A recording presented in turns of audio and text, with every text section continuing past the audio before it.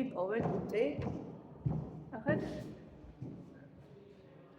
ეხლა ვეძებდი ნუტის ქალღმერთის ნუტის გამოსახულებას. ვიპოვე და გაჩვენებთ ჭერშია. ეს დახატული მაქვს. ეს არის არ ვიცი როგორი საოცრებაა ეს ნახატი. მერტვეს ჩემი თვალით ვნახე. ნუტი არის ცის ქალღმერთი. ეს არის მისი განყოფილება თათორის ტაძარში.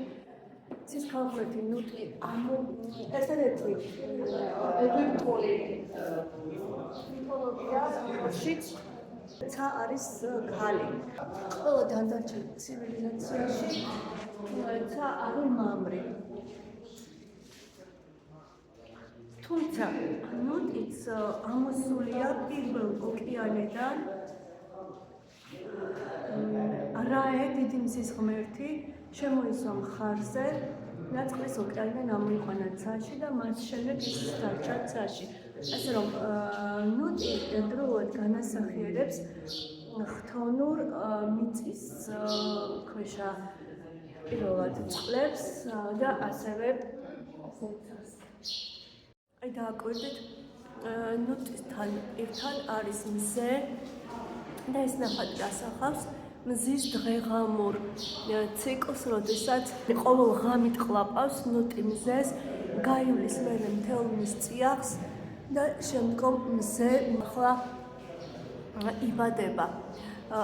მე იქ სხვა ვერსიაც ვნახე ნუტის, რომელიც დახატული მაქვს, ეს ვერსია არ მაქვს დახატული და აუცილებლად ამ ვერსიასაც დავხატავ. მაგრამ აქ არის ძალიან ჩემთვის საყვარელი და ისეთი უნივერსალური სიმბოლო სიცოცხლის ხე გამოსახული.